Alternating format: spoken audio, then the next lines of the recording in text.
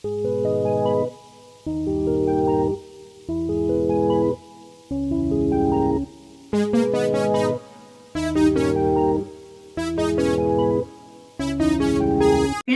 yourself. Tell us your name and your DOC number.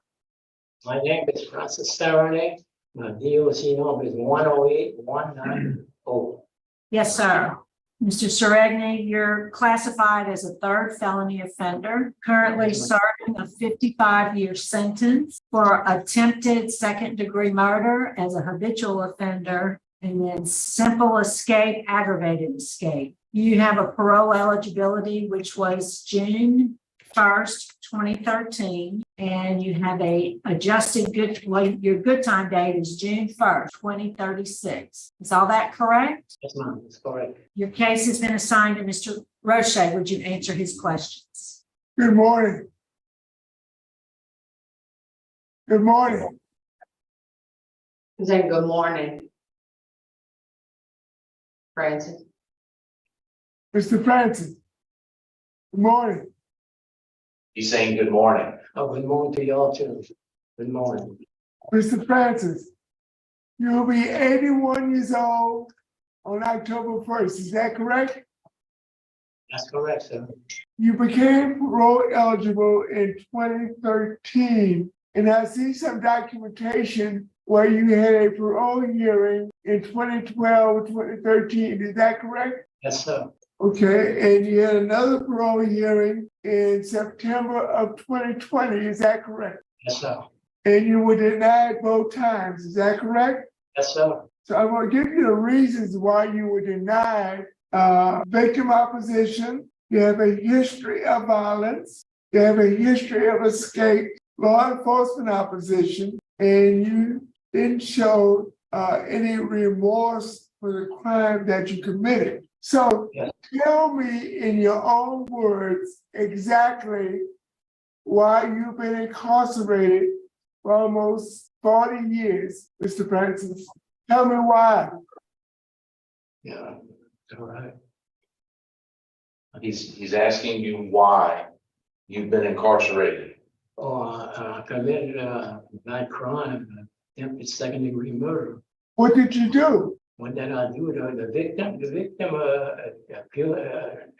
made threats to me. He tried to kill me with a knife. I had managed to get away from him, and he told a lot of people, especially one of my uncles. Mr. Francis. He said, he got away this time, and next time I'm gonna kill him. I'm gonna use my 357 on him. So I couldn't let him come up there and try to kill me and hurt my family. Mr. Francis, you didn't wait outside a restaurant, Jack's restaurant in LaFourche Parish at closing time, and you killed Mr. Jack Jumbo and took his money?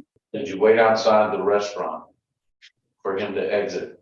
And did you rob him and take his money? No, no, sir, no. I had no intention of doing that. I just didn't want him to kill me, so I did what I had to do. You know. So you saying that you did what you did to protect your family? Yeah, yes, sir. He threatened to kill me. So I did what I had to do to protect myself. Mr. Francis, if someone makes a threat against you, look like you should have gone to law enforcement and reported it.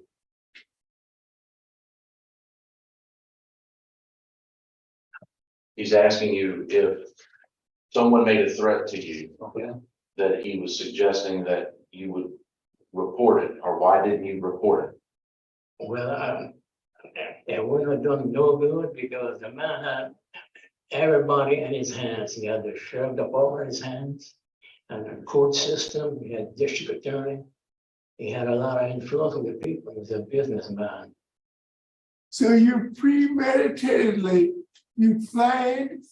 premeditatedly with another gentleman from Mississippi to rob and kill Mr. Jumbo.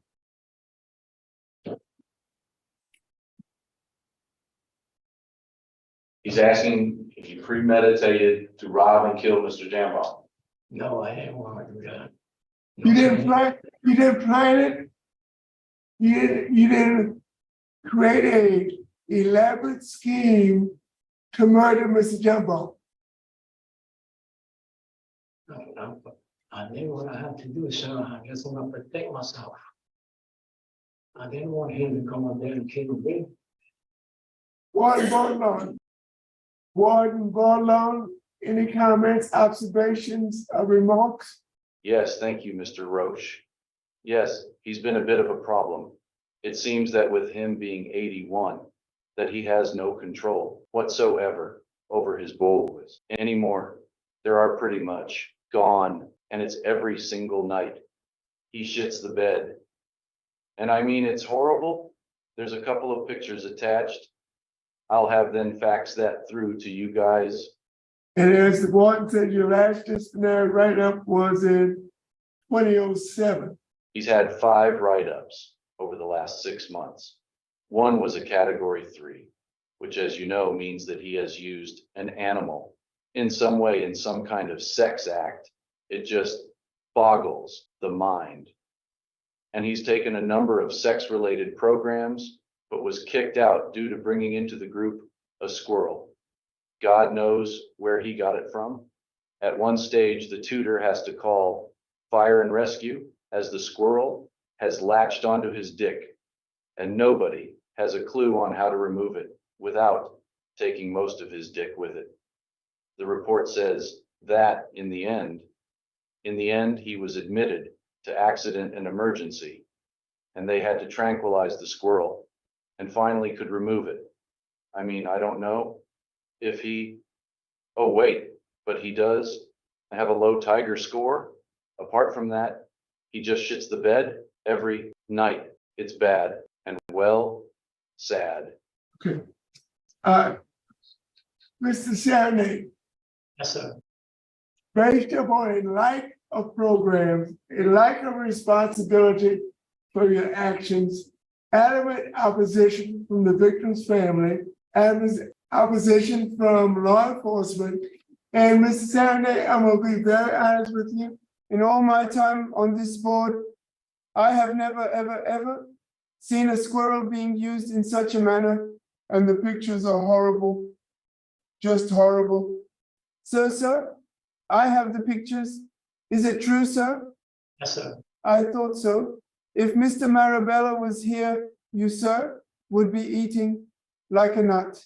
And Mr. Marabella, be that squirrel, he hates, and I say, hates 81-year-olds that commit category 3 offenses while participating in sex-related therapy.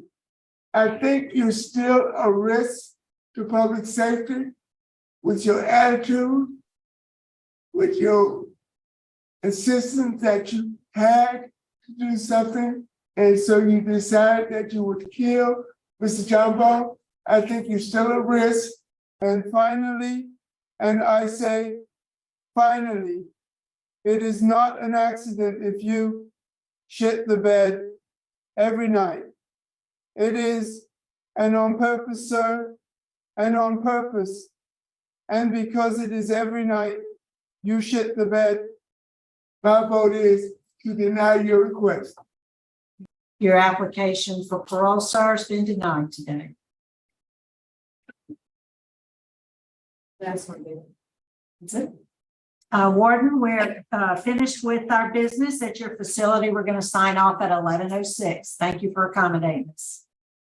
Thank you.